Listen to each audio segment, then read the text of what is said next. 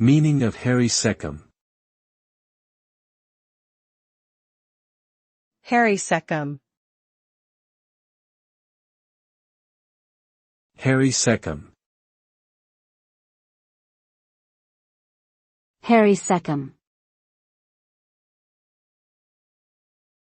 Harry Secombe.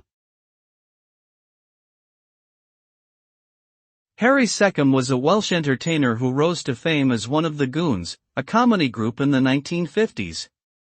He was known for his powerful tenor voice and his roles in musical theatre, including the original West End production of Oliver.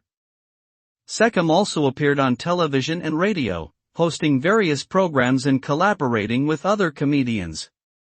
He was awarded a CBE in 1981 for his services to entertainment and charity work. Today, Harry Secombe is remembered as a beloved Welsh performer who brought laughter and joy to audiences across the UK.